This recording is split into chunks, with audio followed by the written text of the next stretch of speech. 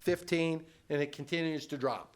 We have the same structure with debt dropping off 4 or 5 years down the road, so future councils can look at that as either an opportunity to do another capital improvement project, or perhaps move the tax rate, adjust the tax rate lower, or move some of the INS tax rate to the M&O side for operations, subject to truth in taxation rules. But it sets you up to have the future have decisions. Future councils have decisions, and it sets you up now for about $46 million of capital improvements. If you quickly look at the single handout, the single page, which has a lot of information on it, this is the timetable for a CO. Again, we'll do it May, I think I said earlier, May 25th. The actual notice right now says May 12th because May 25th was Memorial Day. And we can't have I don't think you'll have a council meeting there. But it says May 12th and a sale July 13th, which is slightly different than what I had on it was 2 weeks earlier because of that May 25th. That's very quick presentation on what we see your all's current structure and the ability to do some large projects in today's snapshot. I'm using conservative interest rates, so I think we're going to do better, but 3 years down the line, down the road, no one really knows where interest rates will be. So I think we're very conservative on that, and I think we're using very conservative growth estimates. We're using, I think we came to 3% for 4 years growth and then no growth thereafter. So we're trying to be very conservative to your numbers. If growth goes faster or if debt interest rates are lower, we speed up the repayment of those obligations. But again, all of this could be done without an increase to what you currently have as an INS tax rate. So questions about this? Any thoughts or concerns? Council, your turn. Give a couple minutes. Pardon? Give them a couple minutes. Let me just add something real quickly Yes, while you guys go are ahead, thinking Fred. of your questions. Just for the sake of the audience, these are not new parks that we're talking about. We're talking about park improvements. We're talking about street improvements, street repairs, not brand new streets, but maybe a street replacement. But I just want to make sure everybody understood we're not talking about new parks. We're like any old park, for example. We need to do something with that in the future. So it's just an example. I just wanted to make sure there's clarifications made. Thank you.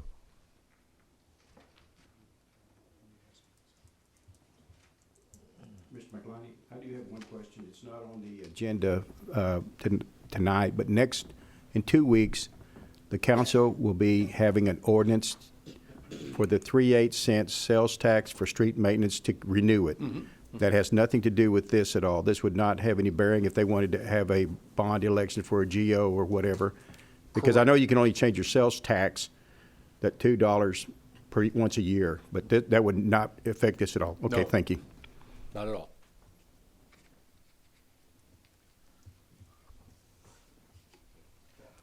Ms. Grohl. Mr. McCliney, what would be the ramifications if we did not issue new debt? Great question. Look at the spreadsheet, the last page of the 4-page presentation. You don't issue any debt. The third column, the tax rate, because it's the required INS tax rate almost in the middle where it shows 25.2 cents. Your INS tax rate by law will have to go down. And one of the things that my experience has been when you start letting that go down, and that's going to be a choice by city council. If you, let's say you waited 2 years or 3 years to do anything. So 2 years from now, your tax rate would be 15.9 on the INS side. So at that point, you want to do a bond election, it's a 10-cent tax increase to your voters. And the reason you can only set your INS tax rate to cover the existing bonds that are outstanding. So if you don't have, as your debt service column, your existing debt service drops from 6,000,001 to 4,000,001, you can only set your INS tax rate to raise 4,000,001. Okay. And so let's say 3 years down the road, the next council says, hey, we want to do a bond election. Bond election happens, and so then what would have to be on the ballot for that to, because if we drop our M&O side to reflect what our outstanding debt is to our, or actually our INS side, because our M&O is pretty much stable, you know, because, Correct. it's mostly employees and, you know, general maintenance on gear, and so that's pretty much set. And then, but if our INS side drops and we have to reduce our tax rate, and then let's say we have 3 years down the road, we want to have a bond, what would be the steps necessary at that point in time? So It would hypothetically. be the exact same steps. The proposition would be, you would have a bond election saying, blank amount Yep. for this project, whatever this project is and whatever cost. In the body of the ordinance will say what your tax rate would have to go to, Okay. or estimated. But the first, you know, when you start publicizing to the voters, Yep. the question, of course, every voter will have is, what's this going to do to my tax rate?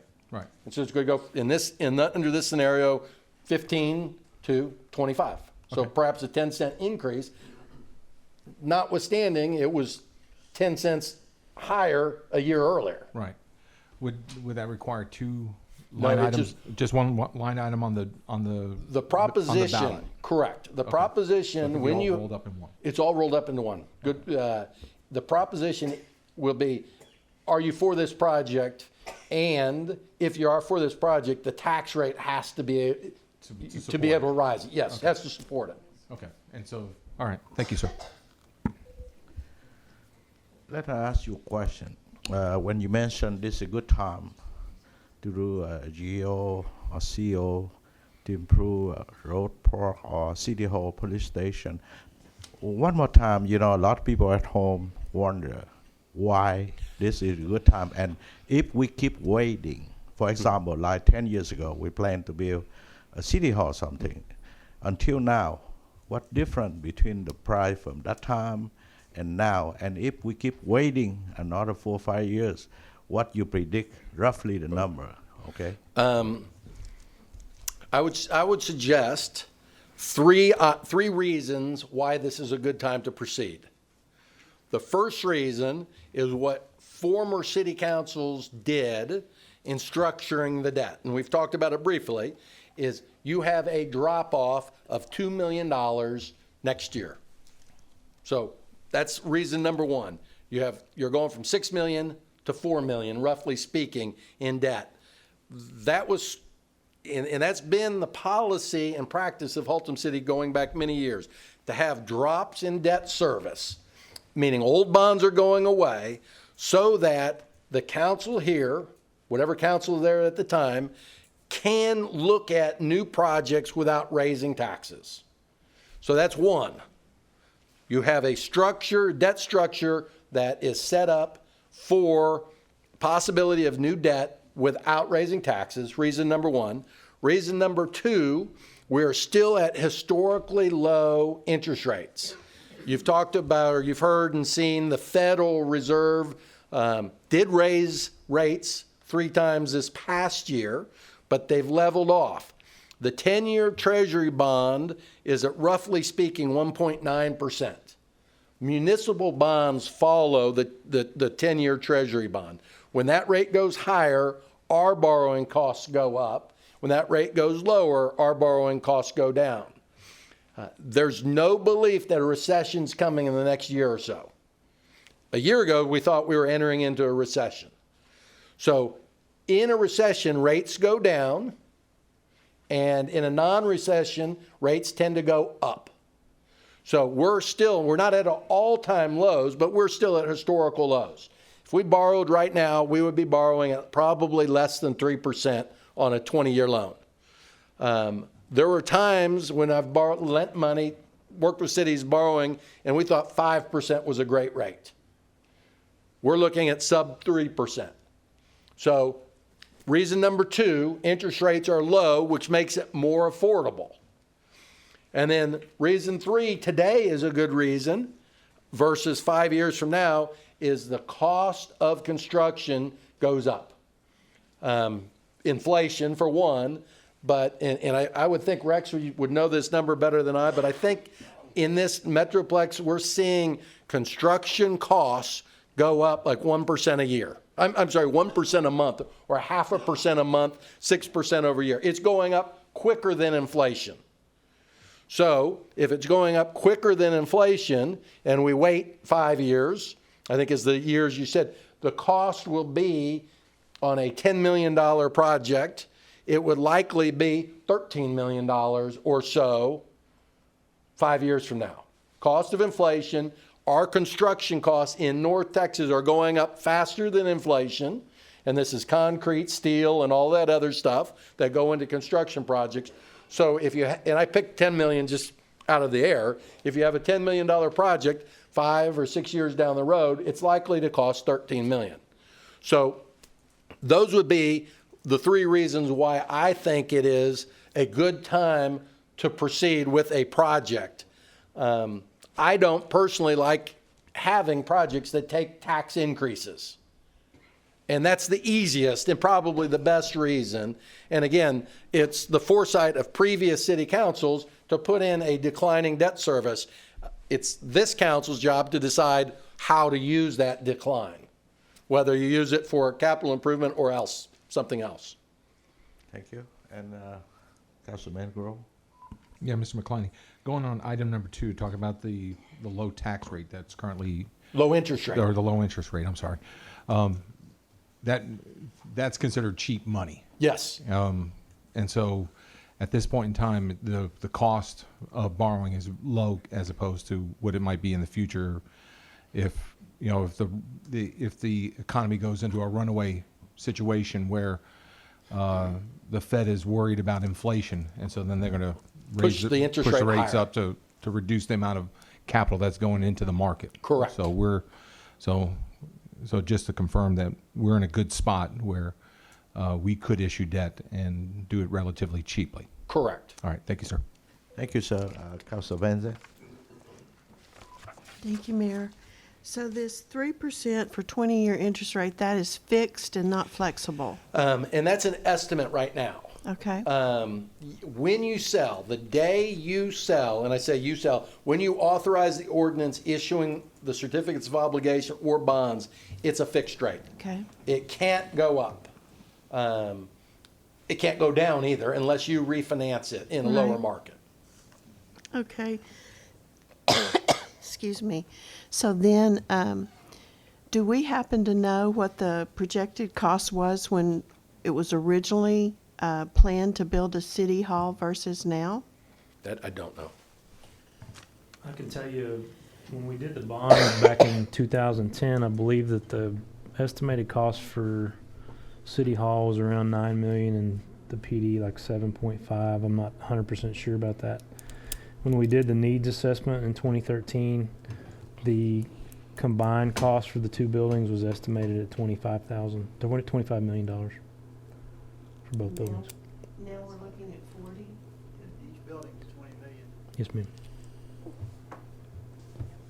Okay, and just for clarification for those who are listening, the council is not asking to do a CO on any of this expense, on these, anything other than roads. We're looking at a GO, but we have to be responsible to put the figures out for everyone to plan and to get it on the ballot. Correct. What is our time frame?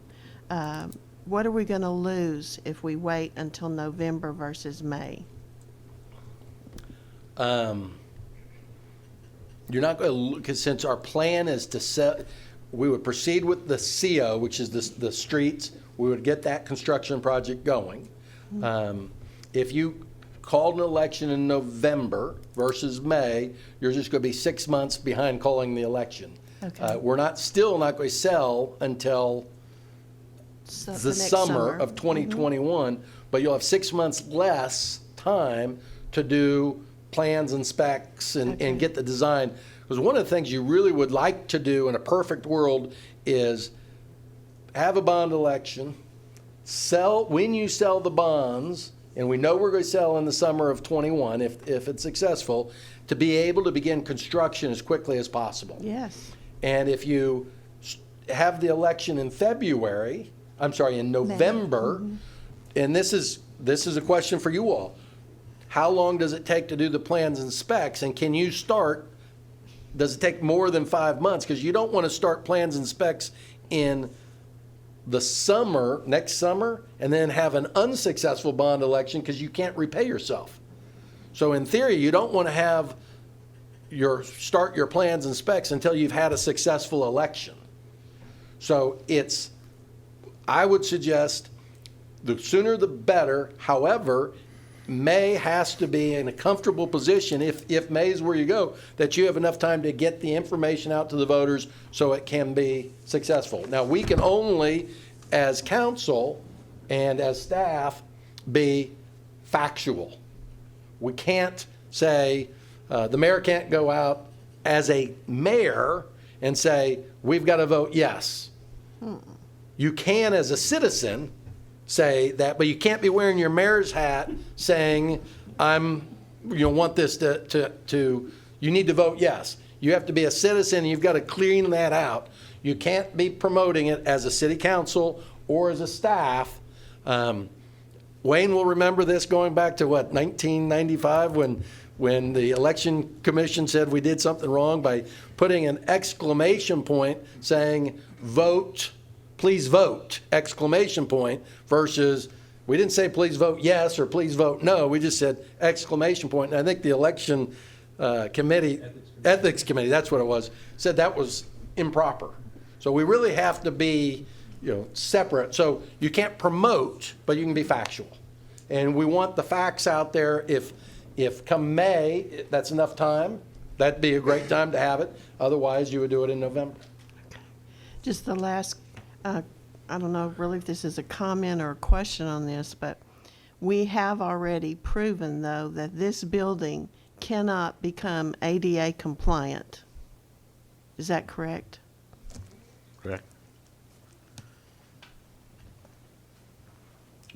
It cannot become ADA compliant without extensive cost. I mean, we can make the building, we can rebuild the building here.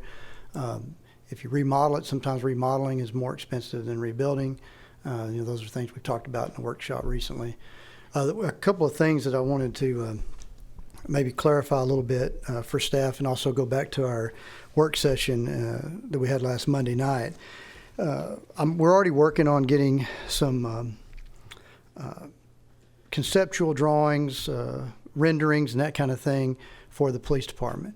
The police department, we did a needs assessment. We've already done that. Nothing's changed. The needs are still there. The thing about with citizen input on that is that really due to federal and state restriction and regulations, not everybody has access to a police department. So the lobby, of course, and the community room, of course, would be open to the public. We're pretty much ready if you guys wanted to put a bond election for the law enforcement center in May, just so that that staff we can put that together and have it in plenty of time to inform and educate the public on exactly what they would be voting on. Not like Mark pointed out, not to tell them how to vote, just tell them what they'd be voting on. The city hall, we would need some time. We'd probably want to put a bond committee together, things like that. I think that's what the council was wanting in the last workshop that we had last week. So we would need a little time for that. And the other thing is that the decision hadn't been made to where we might put the city hall, if we're going to keep it here, if we're going to move it to a different location. But I think the consensus was leave the law enforcement center where it is because the city owns the land right next to it. So all I'm saying to the council is we could be ready for a bond election for general obligation bonds. We could be ready in May if you so see fit. Any more questions from council? None? Thank you so much. I appreciate that. The next item, Mr. John Whatever, your last name, I don't know. Van Zanhois.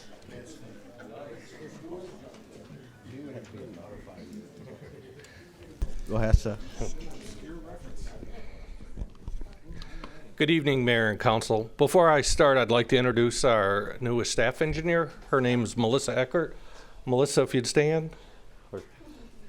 So, if you remember Will left for the city of Arlington, and through an exhaustive search, we were able to convince Melissa to come on board. And speaking of Melissa, she is the one who put together tonight's PowerPoint presentation.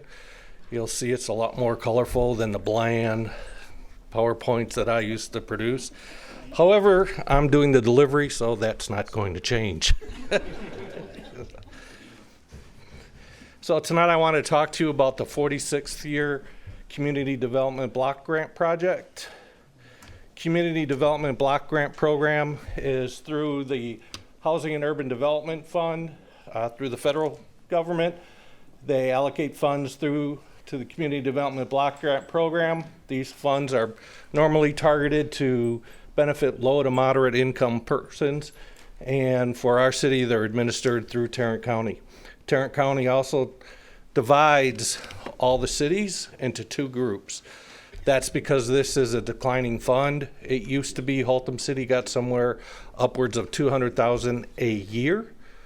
Now we get somewhere around 150, somewhere between 140, 170, somewhere in there every other year. So CDBG funds, the eligible activities are, we can use them towards public facilities and improvements, such as rebuilding roads, water, sewer lines, sidewalks, and ADA. Or they can also be, Tarrant County administers them directly if there's a family, low-income family that has a need. There's potential that Tarrant County directly has funding for them. The areas that we can use the funds in Haltom City is, one area is called the area benefit, and that's where we use the funds in an area that's 70% residential, or what's called limited clientele. For instance, if we were going to do ADA improvements, wheelchair ramps, we could do those throughout the city. It would not matter if the area was a low-income area or a high-income area. In the last few years, Haltom City has quite a few 2-inch water mains. The Public Works Department has worked really close with the fire department to find where they see the biggest needs, where we have long stretches of 2-inch water main that need to be replaced with a 6 or an 8-inch. The reason why that's so important is we cannot put a fire hydrant on a 2-inch water main. So last year, I think we had a 2,200 long stretch of Oak Knoll between Parrish and Belknap with a 2-inch water main, no fire hydrants. So when you have to put out a fire, it makes it takes a while, so the property damage is obviously increased. This year, we're looking at, in terms of funding, we have both 44th year, which is just last year, and the upcoming year, the 46th year. Last year, we estimated we got somewhere around 130,000. That was the Oak Knoll project. The final tally hasn't come in yet, but I anticipate that in the next couple of weeks. This coming year, we're estimating somewhere around 160,000. 15,000 of that 160 can be used towards engineering. The balance is used towards construction. The project we were looking at this year is all these streets in here have 2-inch water mains. So we're looking at 2-inch along Kings, that just dead ends here, and a 2-inch up Westchester, it dead ends here. What we'd like to do is put in an 8-inch, loop it, and add 7 fire hydrants. This is our engineering estimate of both engineering and construction. The county would like us to keep these projects under 500,000. We did do Oakwood Street a few years ago between 28th Street and Waldemar, right by West Birdville Academy. That project was 1.1 million. When Tarrant County only had 150,000 in the game. They're actually the owner during construction, so they're having to pay the contractor and then getting reimbursed for us up to $1 million. So said last time, folks, from now on, let's keep it under $500,000. So that normally equates to somewhere around 2,800 lineal feet of water main, which is what we're proposing here, is what we've come up with. We do have 5% contingency, so at 498, that project will probably end up being a little bit closer to 450, 470, but you don't know how the economy's gonna be, so it's better to be conservative. So in summary, Kings Avenue's at 1,300 lineal foot, 4 fire hydrants. Westchester, 3 fire hydrants at 1,050 foot, and East Belknap, 400 lineal foot. So we're estimating construction at 434. With CDBG, we'll get 145,000, so the city will be in for just under 300,000. Engineering's at 65. Our portion will be 50. Bottom line is our contribution's gonna be somewhere around 340. This is a number that's been budgeted in our CIP plan. The reason I bring this to you tonight is if you think that this is a good project, again, we have worked with the fire department to come up with this project. You'll see it as a formal item on your next council agenda. We haven't talked about this in a while, so I thought it would be a good refresher, talk to you about the program, and make sure that this is the project that you want to do. If this is the project, we'll also put public notices up at City Hall and the library so that if people want to come and speak in 2 weeks, they absolutely can do so. I will answer any questions that you might have. You did good. Thank you, Right. sir. Thank you. At this time, Mr. Geneva Fall, can you do a investment report, please? Welcome back. Thank you. Okay, let's go. Oops. Okay, here is the investment report. Mayor and the City Council, it's a pleasure to report to you the last quarter's investment. And as you know that the city is collecting some of the property tax already, so you can see that our investment portfolio increased from $66 million to $71.7 million. That's part of it is due to the property tax that we collected in December. And then you can see that the interest rate is really going down. And so what happened is that we reflected here, and you can see we have an unrealized gain. That is to say, if we liquidate our portfolio, we get 62,000 more than what we invested, besides the interest that we already got. But we don't do that. We always keep it until the maturity. So if there's loss, don't worry about it. If there's gain, don't think that you have more money. So that's what it is. Okay, and then for the investment, the rate, you can see that last quarter is 2.07%, and now it's 1.8. But still, if you compare to the benchmark, which is our 6-month treasury, is still above it. That means our investment is above the market rate. Okay, looking at our investment, you can see that the majority here is in the investment pool, which is a one-day liquidity, 37%. And the agency, the reason we have the agency much less this time is because the interest rate is rising. So, and we have callable bonds, so the investment, the security is being called. And so that's why we have less than here. We still have cash, 16%, and then we also have CDs, certificate of deposits, 11%, and we have some municipal bonds, $1.5 million. So that make up the composition of our portfolio.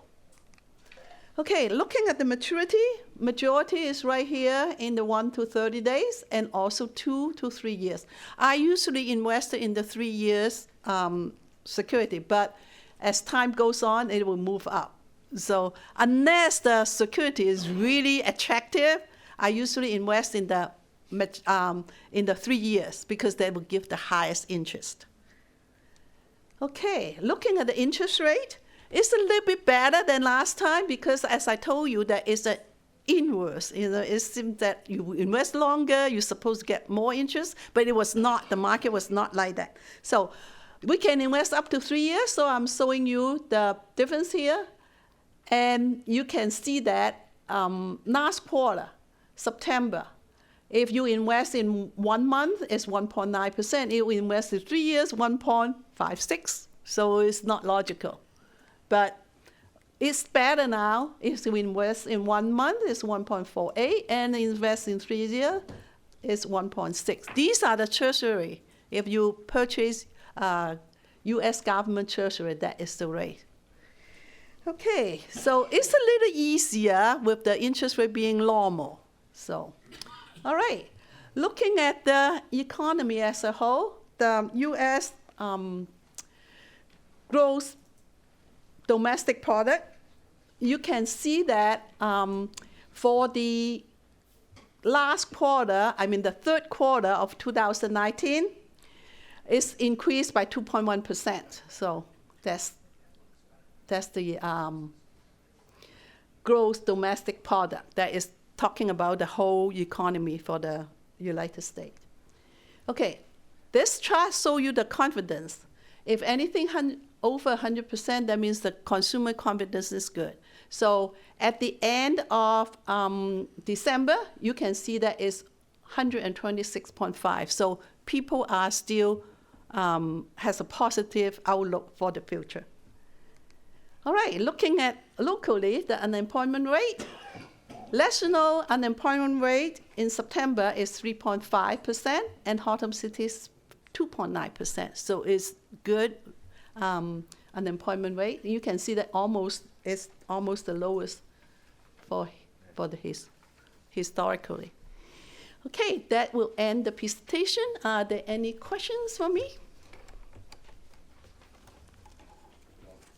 Okay, if Ms. not, Groh, go ahead. Yes.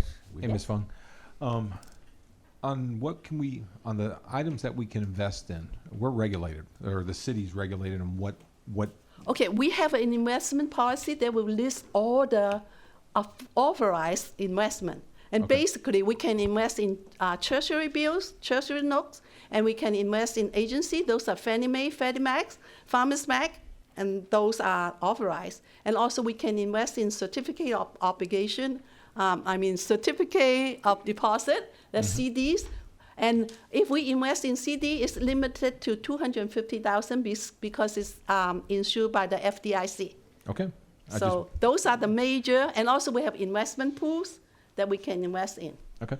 That's more for the audience that is not yes, familiar with So that their tax funds cannot be used to invest in penny stocks or no, you cannot or invest some in stock. prince from Period. Nigeria or something like that. Yeah. We can only invest in government security or certificate of deposit, and it's very restricted. We call it pure vanilla. Okay, because I've been Okay. getting emails from Ukrainian government officials that want me to invest. You too. can invest in yourself. Okay, thank you. Okay, all right, thank you. I have a question for you. Maybe many people want to know. The money we gain from investment, are they rolled over to reinvest again, or they go to direct to the general fund? It will, okay. It all depends on where the money comes from. We have different funds. If it is come from water fund, it will go to the water fund interest income, and it will be a part of the budget as part of the income. If it is from general fund, it will go to the general fund. And again, it's a part of the income, just like property tax, sales tax is part of the income. Thank you, ma'am. Any more questions? Thank Okay, you. Appreciate thank you. that. At this time, we have no executive session, so I will adjourn the work session at 6:45, and we will come back at 7 p.m. Thank you.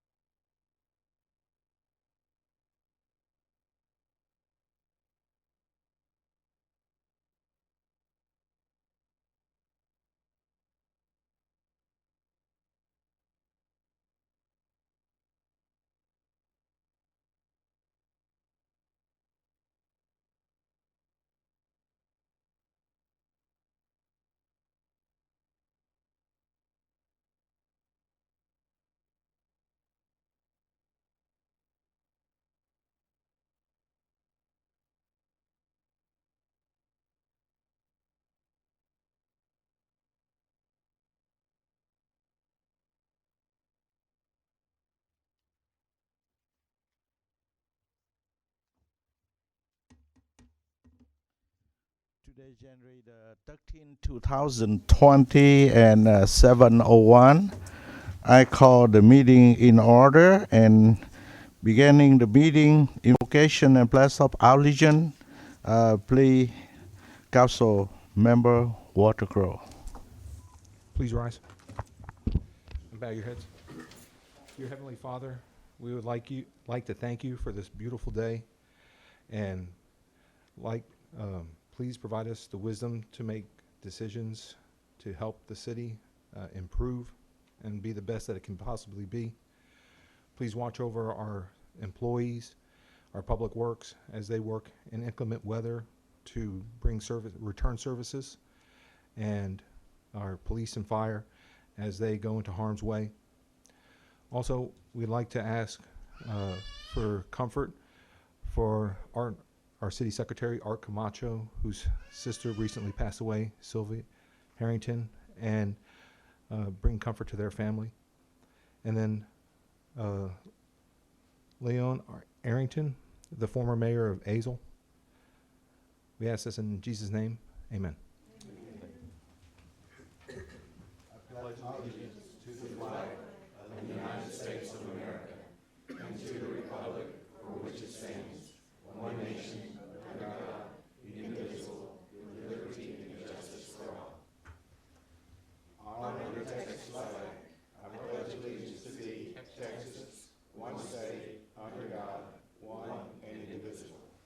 Please sit down.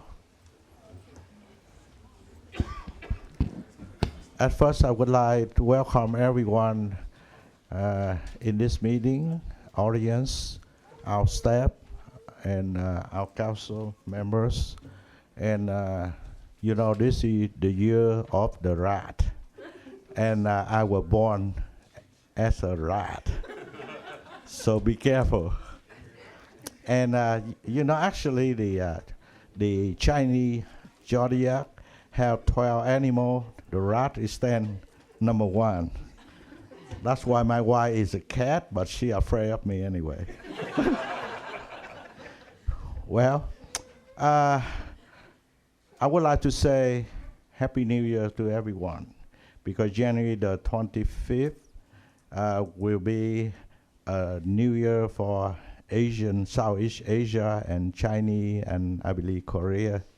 And you walk around town like Saigon Mall, Vietnam Plaza, or any Asian business, you will see dragon dance. And someday after the Saigon Mall building, up to the level look like, not big like in Arlington, but will be really big with the Dragon Gate and everything like this. And you will see more Asian culture coming, We try to make this country look better, especially Haltom City. And I hope everyone welcome any business come in town, because every business come in here, we can collect a tax or anything from their investment, so we can help our citizens in future. Thank you. Happy New Year, everyone. Okay, the next item will be announcement and event. Mr. Secretary Art Camacho, please, sir. Thank you, Mayor.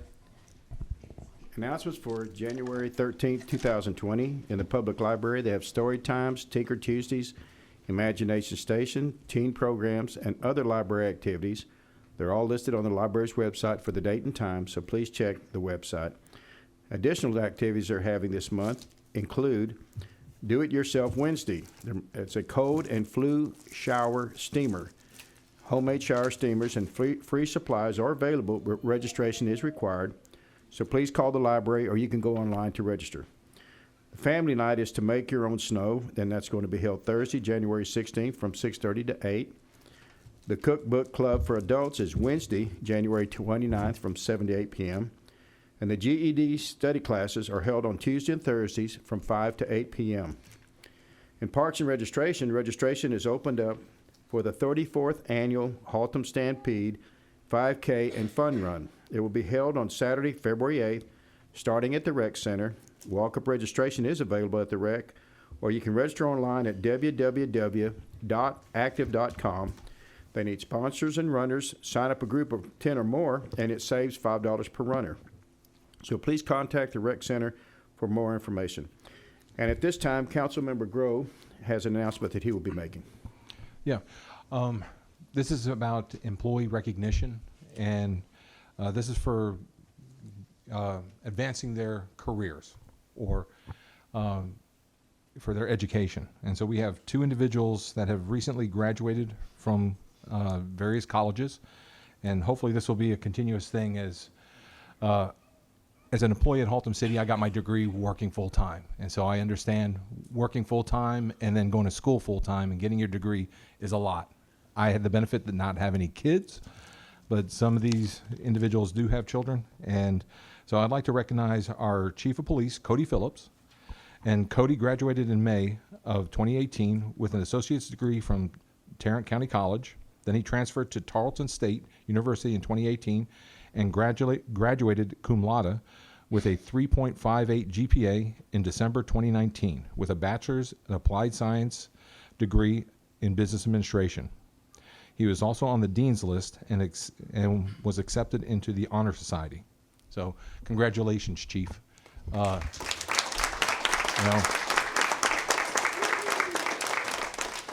And our second individual is is he an engineer? Fire engineer Jason Steele? Yes. Yeah, fire engineer Jason Steele, who recently graduated cum laude with a GPA of 3.68 from the University of Texas at Arlington in December of 2019 with a bachelor's of science degree in nursing. So he's a paramedic because he's a firefighter. That's a tough degree to get, and nursing on top of that. So these are the quality of employees that we have at this city that go above and beyond. You know, there's one thing about being an employee, and then doing the extra work is true professionalism, and that's the type of employees that we have here.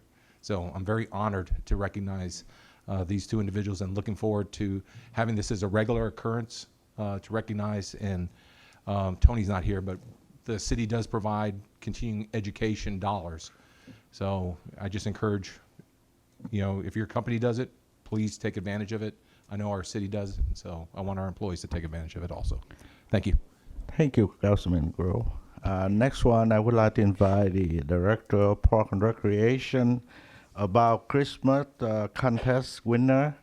But, last Christmas I did decorate some light in my house, and I'm waiting for you. You never come by. It's not fair. Go ahead, ma'am. So sorry, Mayor. Mayor, I would like to introduce Denise Ford and some of our other board members up here. Kay Remick, Ella Patterson, Bertie Blocker, Catherine Gunter, our board members and judges for the contest. We also had a few other members that are not with us this evening. They were our esteemed judges for this contest.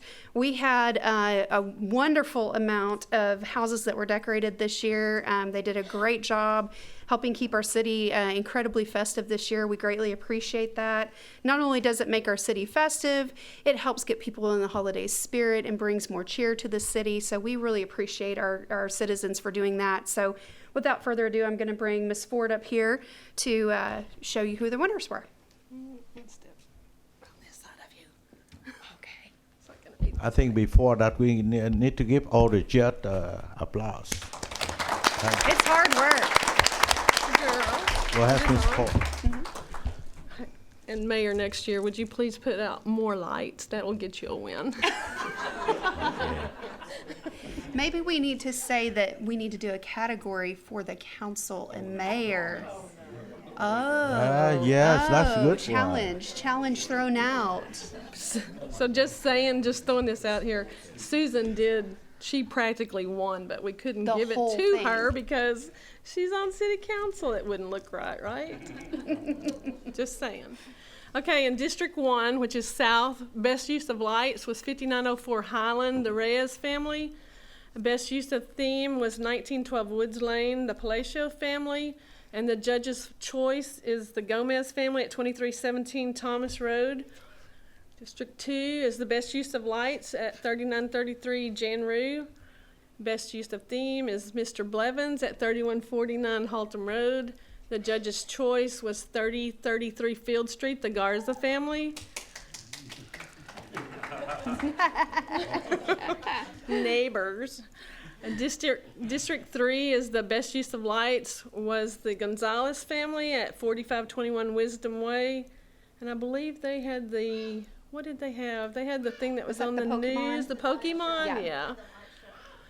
Best use of theme was 3700 Cheryl, the Burgess family. Judge's choice is 5609 Briarcliff, the Holt family. District 4, best use of lights is 4004 Iris Court, the Curry family. Best use of theme was 4253 Goodnight Circle, the Angeles family. Judge's choice is 5237 Dillon Circle. District 5, best use of lights is 5104 Georgian Way. Best use of theme is 5124 Merrill Lake, the Ellis family. Judge's choice is 5832 Starlight, the Basham family. District 6, best use of lights is two different families that shared. This is at 5632 and 5636 McGregor, the Mayhaw and the Hamlin family. Best use of theme is 6121 Morey Court, the Arnett family. The judge's choice was 5328 Banner or Bonner? Is it Banner? And that's the Salinas family. And that's, the business winners was Paul's Flower Shop down here on Haltom Road. And we recognize J&J Auto on Belknap, Sayers Family Market on Belknap, and Calvary Chapel, which is on Diamond Oaks Drive South. And we appreciate all the hard work that the citizens have put out there. It is a hard thing to do. I promise I've done this. It's very hard to pick. You have to go out every night and night after night before you can finally pick a winner, but we do appreciate all their hard work. And if anybody's here that We'd like to invite our winners up so we can recognize you. I know Mr. Blevins is here. Maxine Ellis, y'all come on up. Tell us who you are. I know we haven't met some Come of on you. up. Y'all come on up. We'd like to take a picture. Mayor, you want to come on down? Yes, but Yes, but a what? no. They got signs in their yard. Oh, They got yes. certificates.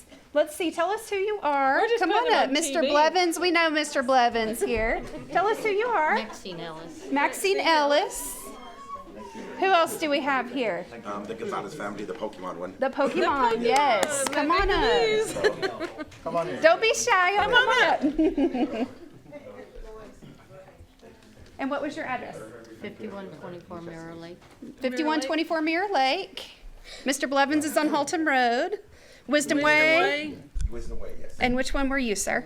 5904 Highland Avenue. Highland. Yes, Oh, very yes, the good. trees. Anybody else? This everybody? Okay, great. Awesome. Thanks for coming. 1, 2, 3. 1,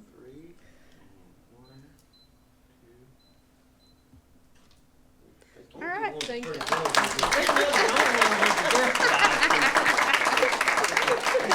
All right. Thank y'all very much.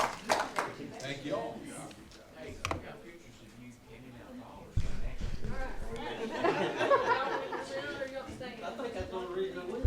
I would like to thank you, Christy Pruitt, and all the judge. Thank you, sir. It's hard. It is It's hard. Yeah, I know. Thank you. Appreciate it. I don't even have to put lights out.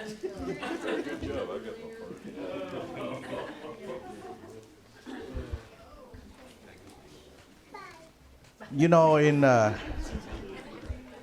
2018, when I came to the senior center, I met one of a best friend that I didn't know her before. And suddenly, Bobby Arthur text me message, say she just passed away. I was in shock because I look at her, she started to get so close with my family, me and Lily, and we become friends. And you know, I was in shock. I asked Bobby, would you text me a photo? When I look at her, I just don't believe it, because she looks so young, so healthy, but that's how life is. At this moment, I would like to invite, I believe, her son, Greg Arrington. Go ahead, come up here, sir.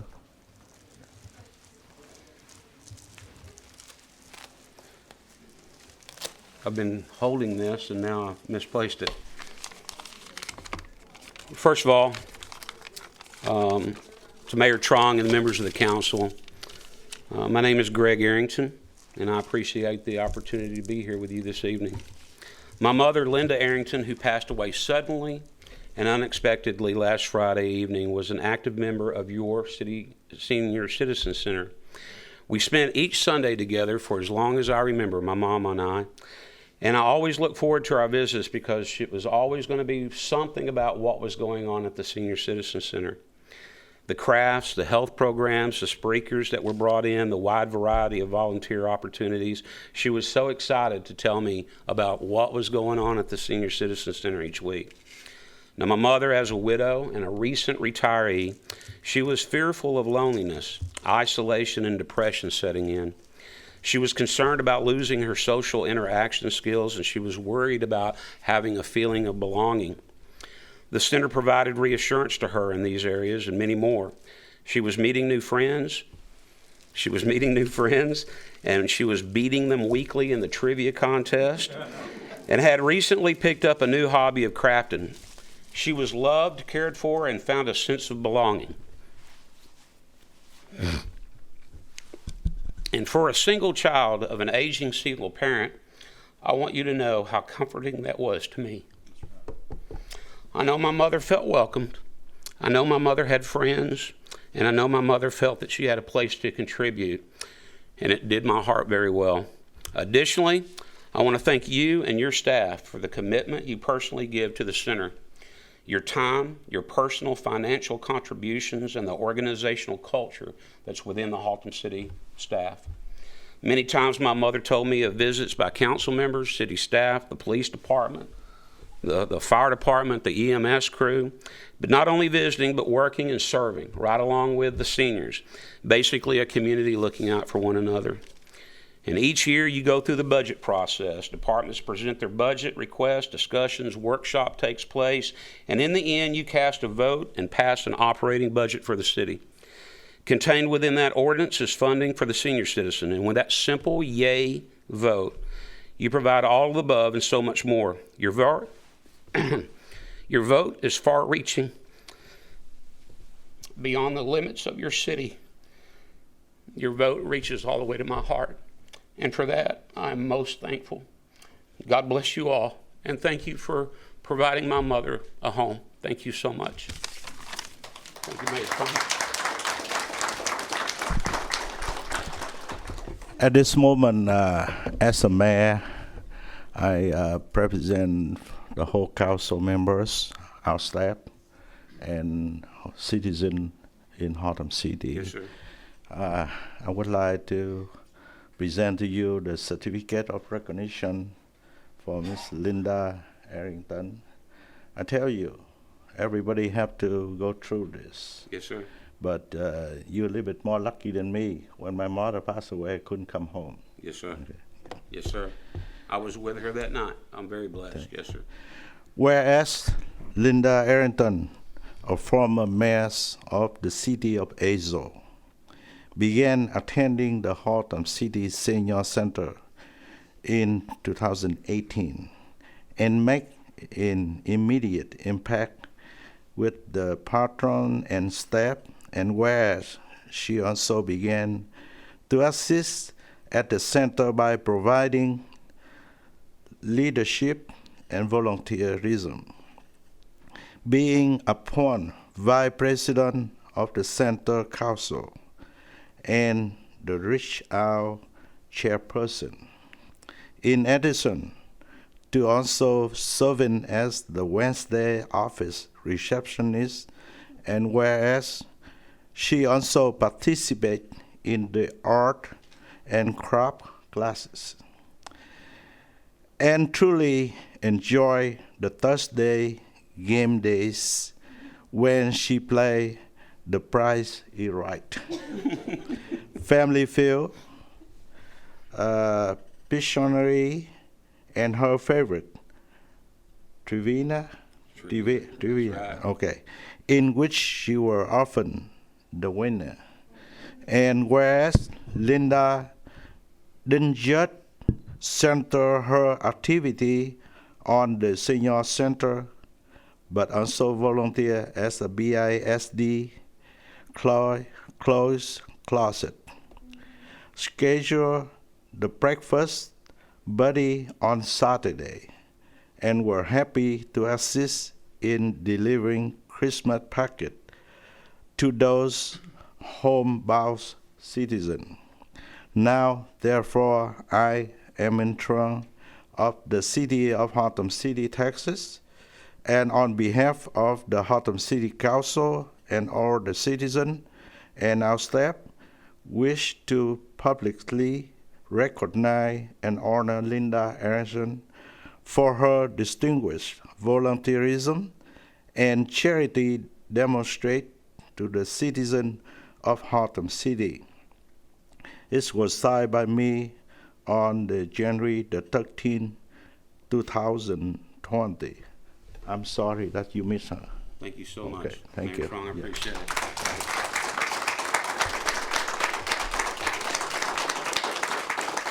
I'm gonna have my wife stand by me. It's my wife, sir.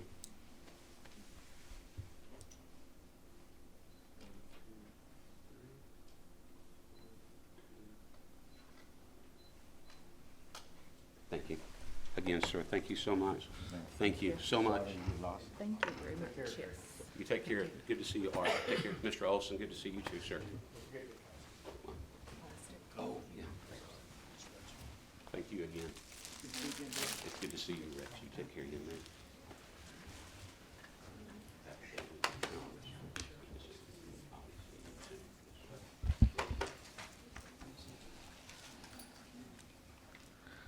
At this time,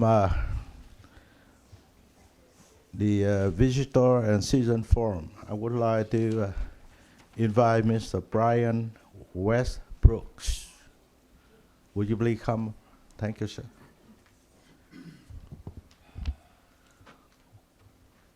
Welcome here today, and please state your name, sir. Brian Westbrook. Yes, sir. And I live on Webster Street in Haltom City. Problem I'm here with tonight is I ran into a little problem with a street sweeper.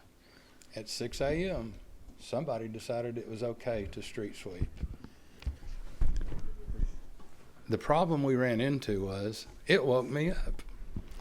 I didn't like it. I went outside and I said a few things to a man that was driving the truck. He left. He went and talked to his boss. His boss I went over to see, and in the process of me standing inside trying to find someone, this man comes running in the door, and this man assaulted me.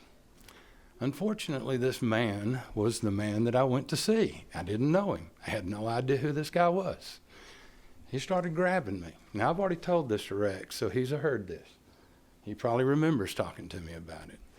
What I need is that piece of equipment, according to what I read in the codes, is too noisy to be used at 6 a.m. 7, at 7, you may use that piece of equipment. But at 6 in the morning, it's too noisy. Now, what I need is you guys to tell the police department that we need to get that thing DB checked. I can't find them to do it myself. I called this morning and tried to get it, so I had a reading by tonight. They said they can't do it without your permission. So someone needs to send such a thing over. Now, we also had a problem in that the people said that they didn't assault me. Well, I know what an assault is, and if you push and shove a man my age, you have assaulted me. And that's exactly what happened. Now, I didn't want to be here to talk about this. I can give you names if you'd like to hear the names, or I'll do that behind doors. I don't necessarily need to talk about each of these people in front of the camera, but I do think you need to hear the story. Now, do you want to hear the story with names or without names, or there's more to it? You have 30 more seconds, sir. Well, I'll give the 30 back to you. I just want to get the DV reading on that so that we can carry this on down the road a little ways. Someone caused me a problem. I want to stop that problem. This is not the first time it happened. It happened 4 times in the last year. This happened, by the way, in July. And when I came up to the city, I didn't find anybody. Mr. Lane wasn't there, Rex wasn't there. Even the lady that normally sits in there was not sitting in their office. After I stood around a while, someone went and found her. I gave her my name, my number, and apparently she gave it to the man that assaulted me. So therefore, they didn't get the message, and therefore they didn't call me. Now I find out that there's cameras. Someone could have pulled that off of that camera and seen it. Your time up, sir. Okay. Yeah, I appreciate that. And let we talk to the staff, okay? Someone call me when you have it. Yes, I have sir. a question. You have a question? Yeah, I do.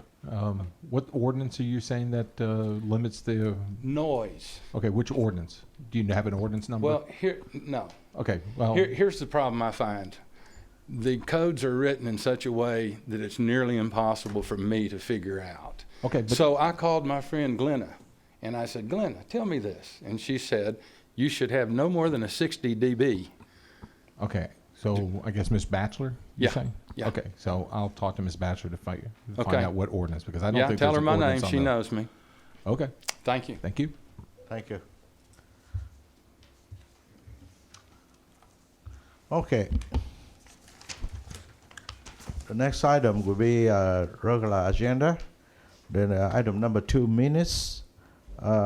Council, you have any comment, any question on the minutes? If you don't, this item number 2 ready for a motion.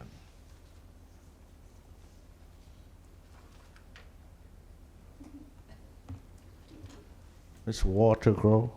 Mr. Mayor, make a motion that we approve the minutes for December 11, 2019. Thank you, Council Thompson. That would be for a second We got For- sec. for Thank you, ma'am. December 9th and December 11th. Yeah, 2. Yeah.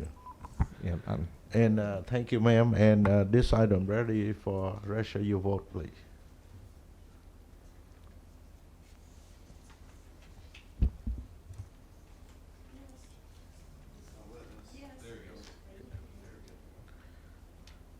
Item number 2, unanimous approved by the council, 7-0.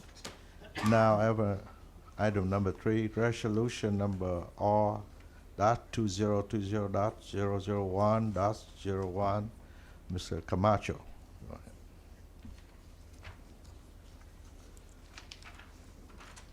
Thank you, Mayor. This is the resolution to call for the general election, which is going to be for places 3, 4, 5, and 6, which is for a 2-year term. We will be holding a joint election with Tarrant County, as I have the electronic system, the Hart Civic E-Slate. And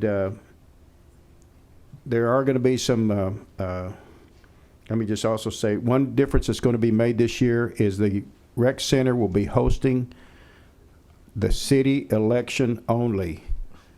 Okay, I want to make sure everybody's clear of that. The general election for the city involving our candidates, and if we have a street maintenance tax, which will probably be added on at the next meeting, the council can decide that.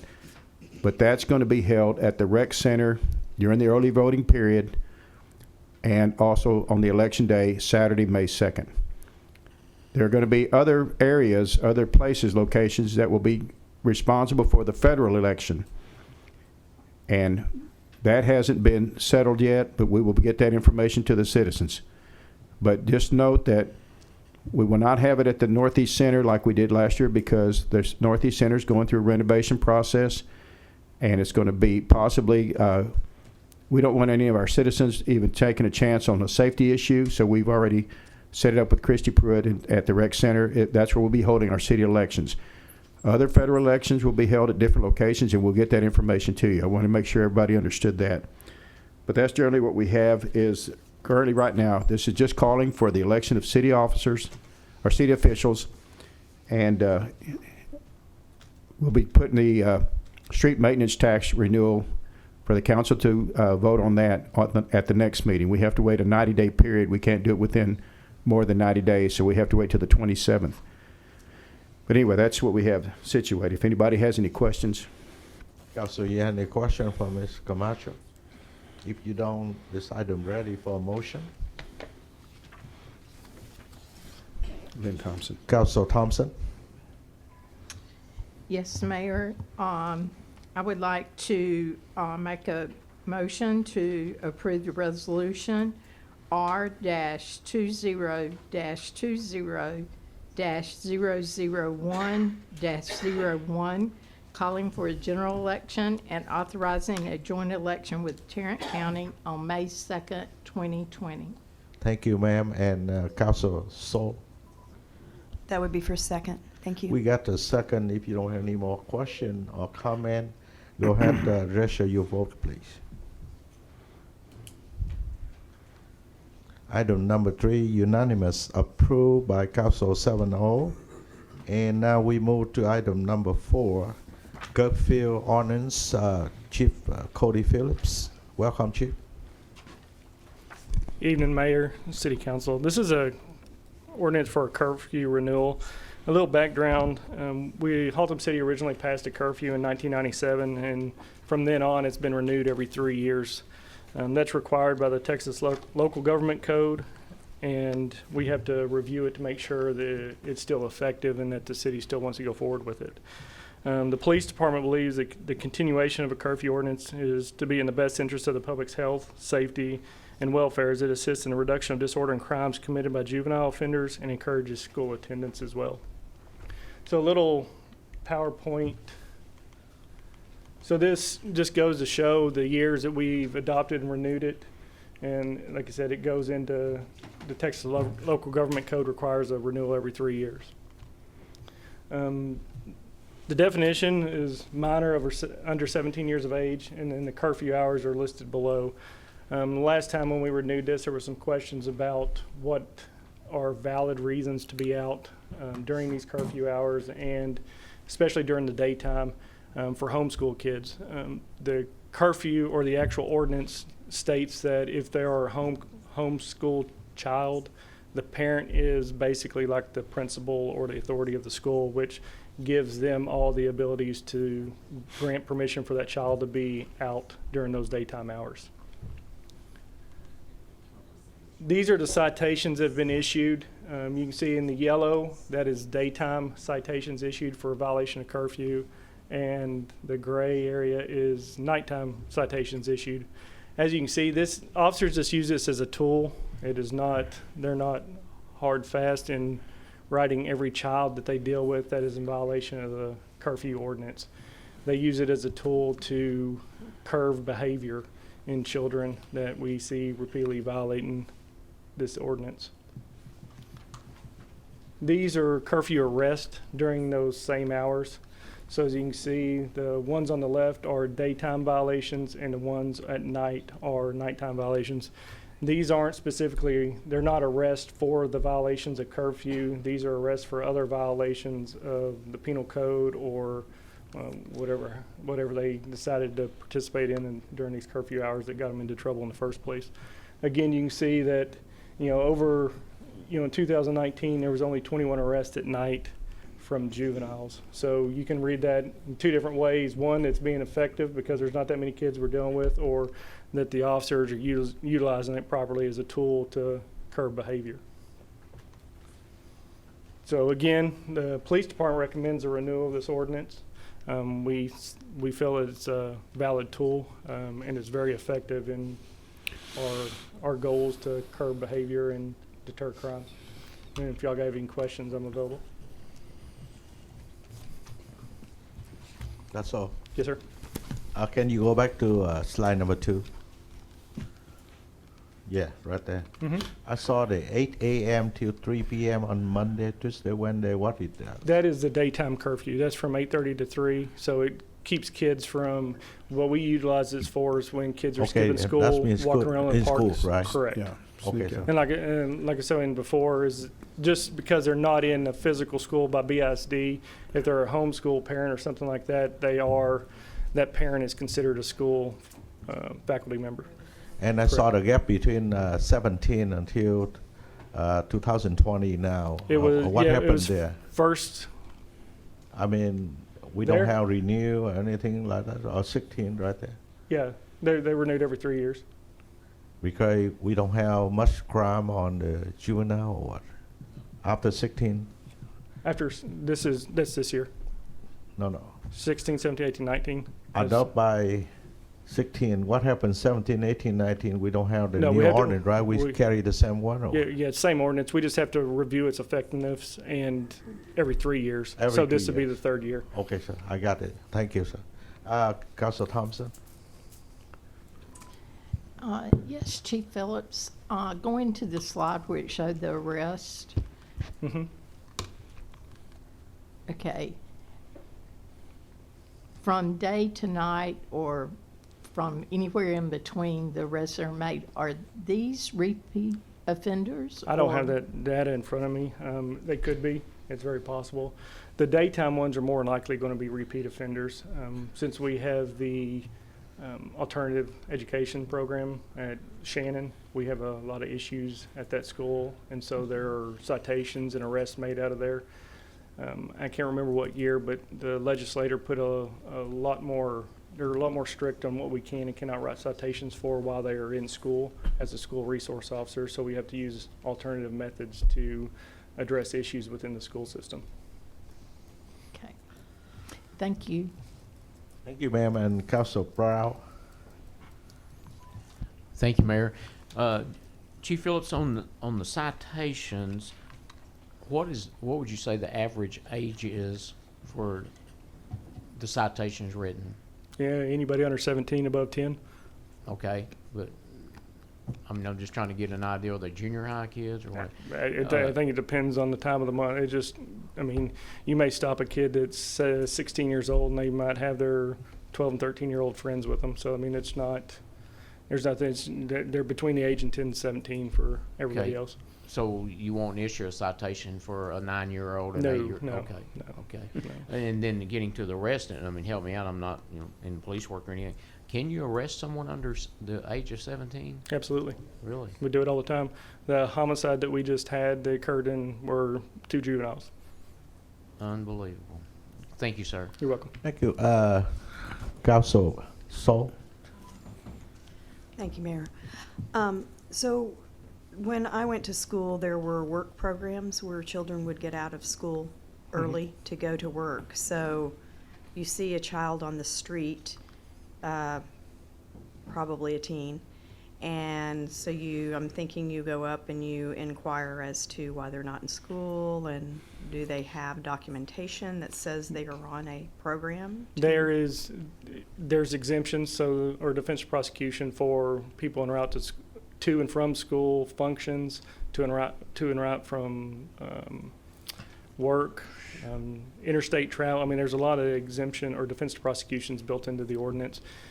During the day, it's not normal for officers just to stop a kid walking down the road. They're going to have to Okay. be something else to elicit a response from us. Okay.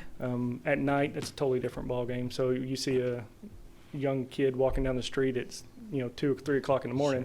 That gives us a reason to stop them. Right. If that person's 20 or 30 years old at 2 o'clock in the morning walking down the street, we just can't stop them and detain them for any reason. We can stop and try to ask, and if they say no, I don't want to talk, keep walking, there's nothing we can do.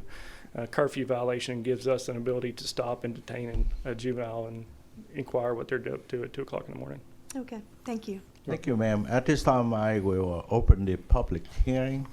At 7:40, anyone in the audience would like to give comment, speech, anything on this ordinance?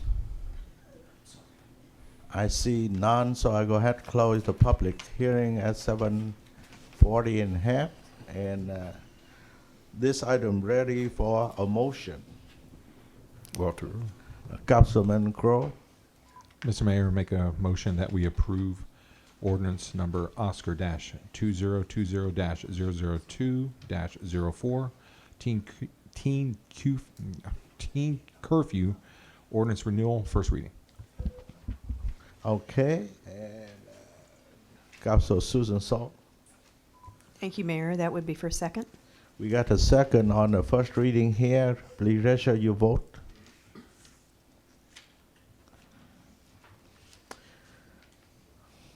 Item number 4, unanimous, approved by Council 7-0. And now the city staff report, Ms. Foss. Yeah. Go ahead, I believe you will make a presentation on the water bill update, right? Yes, sir. Go ahead. Thank you, Mayor and Council. I just want to update you on where we are with our utility billing conversion. All systems are up and running, and I just want to let you know we have no more than a one-year contract with any vendor we utilize to do our business in the utility billing department. We made sure of that as we went into this again. Our website for payments was up and running and available on the day that we opened on December 18th. And shortly after that, we have a new pay by phone system that was up and running the last week of December. That is something that we did not offer prior to Fathom, so we're very excited to have that for our citizens.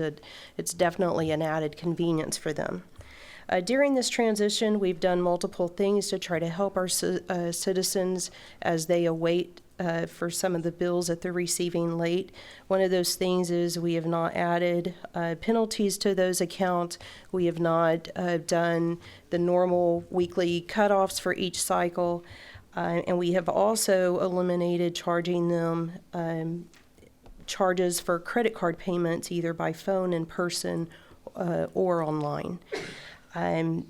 Now that we are beginning billing, we did bill our first cycle this past week. We have 2 other cycles read and ready to go. We're just going through some more analysis before those are sent out. By the end of this week, we should have 2 more cycles sent out, and by early part of next week, we should be fully caught up.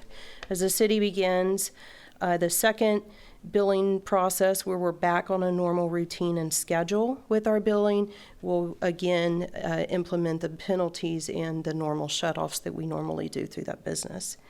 I'd be glad to answer any specific questions you may have, but I just want to thank everyone that was involved, a very, proactive and helpful vendor community that helped us with this, as well as very hard work on the staff's part and continued hard work on the staff. There's been lots of extra hours put in to make this happen. So I just want to say thank you to those that have worked very hard to make this happen. Councilman Grohl. How many vendors do we have now? We utilize about a total of 6 or 7 suppliers for all the pieces of this. We have a supplier, of course, that does our software. We have a vendor that does our customer portal so that customers can look at their hourly use. We have one that does our work order system.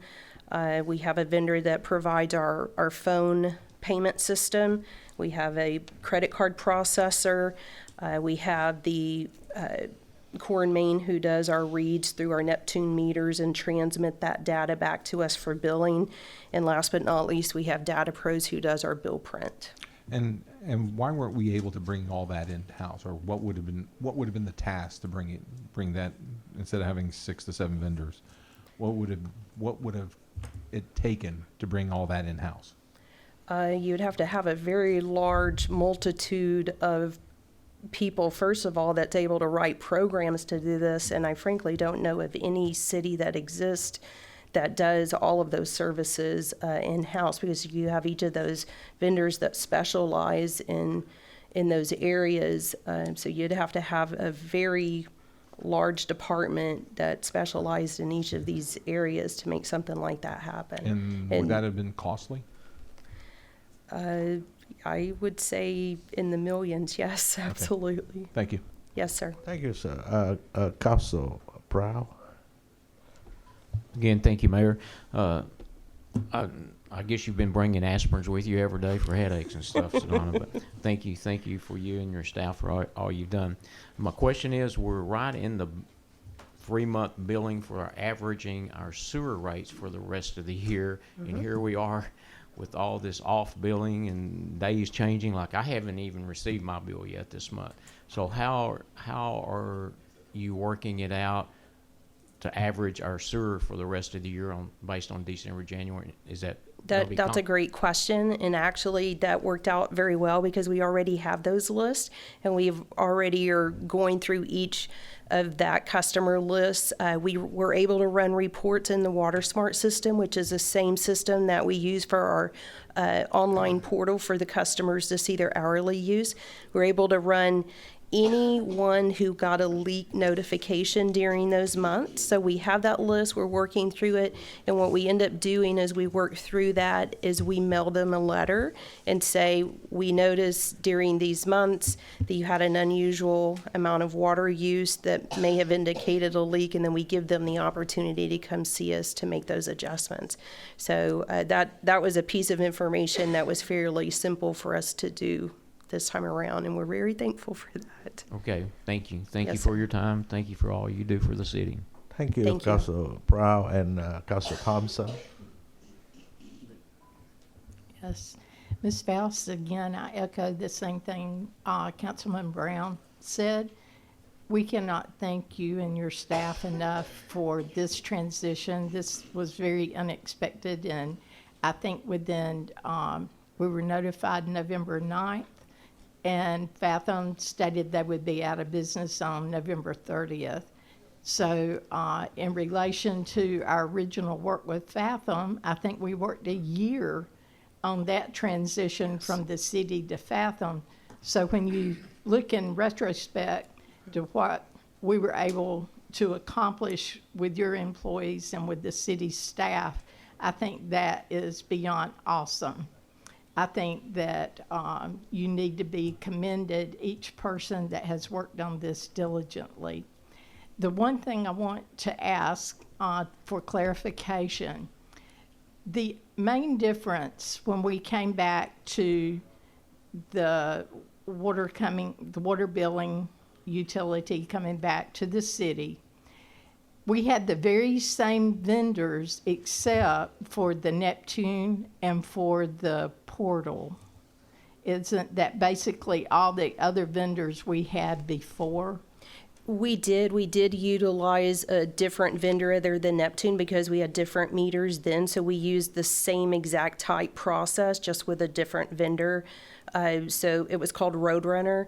So we took those reads through a Roadrunner system and uploaded the billing for billing.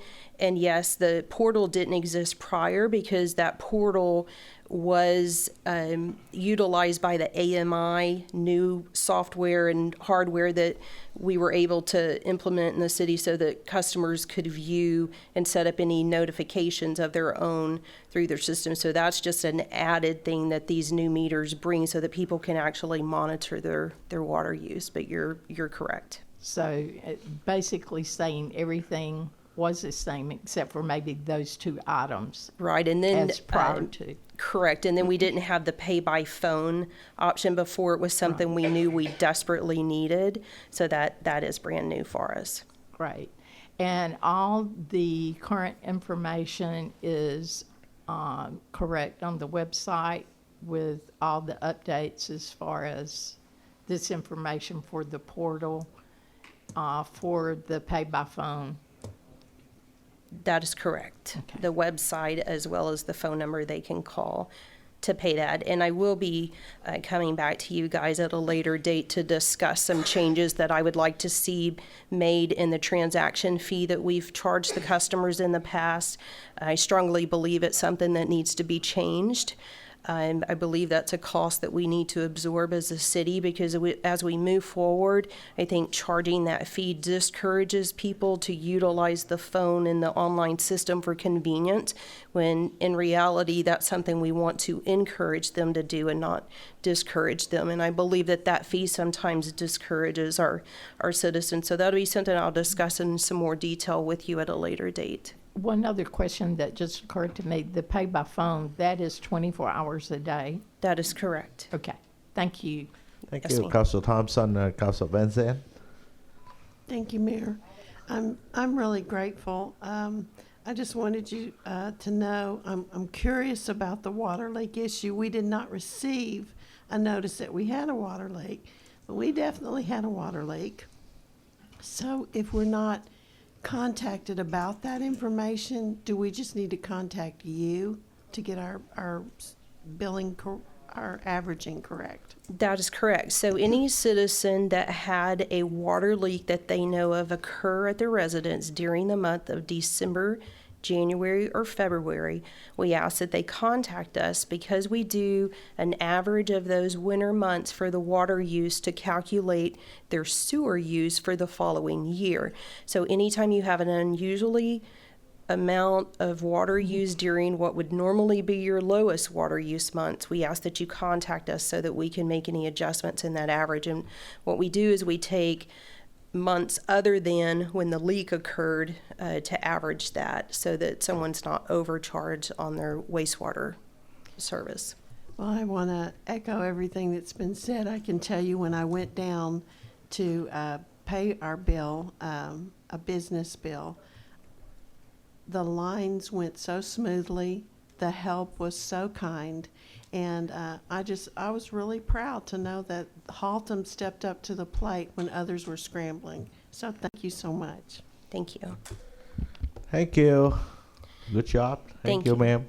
And there's just, I'm sorry to interrupt you. Go ahead. There's just one more thing I want to say. Nothing that we do could be possible without all of you. So thank you guys. Whenever this information was delivered to you, all of you said whatever you need to do to make this happen. So know that we can't do what we do without you. So thank you all for supporting us in the way that you did to make this happen. Well, our main goal is serving for citizens. And job well done. Thank you. Bye-bye. Thank you. Mr. Farrell, you have anything to say, Mr.?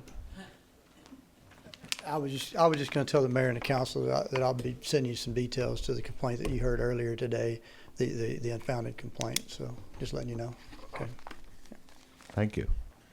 And next item, number 6, future agenda. Council, you have anything for future agenda next meeting?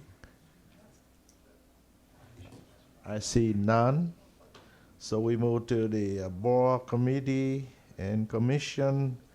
Item number 7, resignation of board, commission, and committee members. Anyone resign? Or I see none. Now I need reappointment, appointment of board, commission, or committee. Must be New Year. Nothing. Okay, and nobody absent, and we have no executive session. So I will adjourn this meeting at 7:52, and please come back on next meeting, January the 27th, right?